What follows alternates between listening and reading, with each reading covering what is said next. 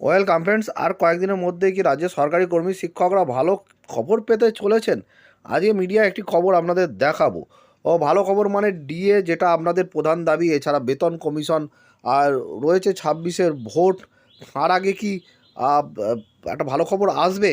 এবং বাজেটও রয়েছে কয়েকদিনের মধ্যে। দেখুন, সেই বাজেট অধিবেশন কবে হচ্ছে দেখুন, 2রা ফেব্রুয়ারি পেশ হবে রাজ্য বাজেট।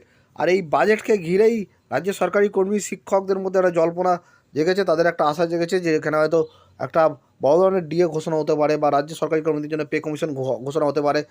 যেহেতু ও আপনার কেন্দ্র পে কমিশন ঘোষণা করে দিয়েছে এবং আগামী কয়েক মাসের মধ্যেই ভোট আসছে। ফলে একটা আশা জাগছে 2রা ফেব্রুয়ারি এই যে বাজেট পেশ হবে। এই যে আগামী 31শে জানুয়ারি থেকে শুরু হচ্ছে বিধানসভার বাজেট অধিবেশন। 2রা ফেব্রুয়ারি পেশ হবে রাজ্য বাজেট। মমতা বন্দ্যোপাধ্যায় তৃতীয়বারের সরকারের শেষ অন্তর্বর্তী বাজেট পেশ হবে ওই দিন। যদিও এটা অন্তর্বর্তী বাজেট, ভোট অন অ্যাকাউন্টস, যেহেতু ভোট আছে তাই পূর্ণাঙ্গ বাজেট হবে না। ভোট হওয়ার পরে নতুন সরকার এলে আবার পূর্ণাঙ্গ বাজেট হবে।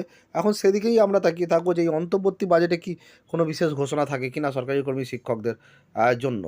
তাহলে মনে রাখবেন, 2রা ফেব্রুয়ারি হচ্ছে রাজ্য বাজেট, 1লা ফেব্রুয়ারি কেন্দ্রীয় বাজেট, তার ঠিক পরের দিনে 2রা ফেব্রুয়ারি রাজ্য বাজেট। ধন্যবাদ।